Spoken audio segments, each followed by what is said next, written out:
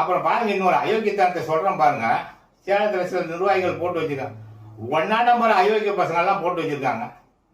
இந்த மாவட்ட தலைவர் இருக்கான, அவனும் இந்த கோபிநாத்தும் பண்ண கூத்து கொஞ்சம் நஞ்சம் கிடையாதுங்க.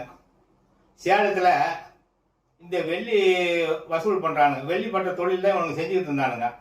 அதனால் இந்த வெள்ளி சம்மந்தப்பட்ட இடங்கள்லாம் பூரா எங்கெங்கே போனால் காசு தருவாங்க, வெள்ளி தருவாங்கன்னு தெரியும். எல்லாம் ராம பக்தர்கள் அவங்க பூராவுமே.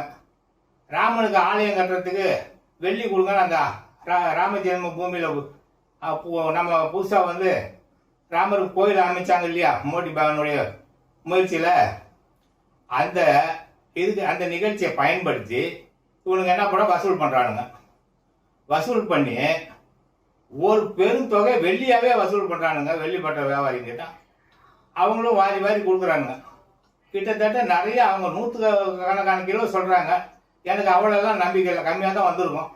இருந்தாலும் ஒரு 50 கிலோ 60 கிலோ 100 கிலோ கூட வச்சுக்கோங்க. ஆனால் அது வந்து ஆர்எஸ்எஸ் சொன்னாங்கன்னு இவன் போகிறான், வசூல் பண்ணுறானுங்க. அதை எடுத்துகிட்டு போய் ஆர்எஸ்எஸ் ஆஃபீஸில் வச்சு பூஜை பண்ணுறாங்க. அங்கே இருக்கிற ஆர்எஸ்எஸ் தலைவர்களும் அதுக்கு கூட வரானுங்க. அதெல்லாம் படம் பாருங்கள், இது கூட நான் போட்டு விட்றேன் பாருங்கள். ஏன் இதெல்லாம் நியாயமா? இது ராம ஜென்ம பூமியில் யாரும் வசூல் பண்ணாதீங்க, அப்படி ஒரு பொருளை எங்களுக்கு தேவையில்லைங்க, எல்லாம் வந்து குமிஞ்சு கிடக்குது, எங்களுக்கு அதே நிர்வகிக்க முடியல, அனுப்பாதீங்க வராதிங்கட்டாங்க. இவனுக்கு வசூல் பண்ணுறானுங்க.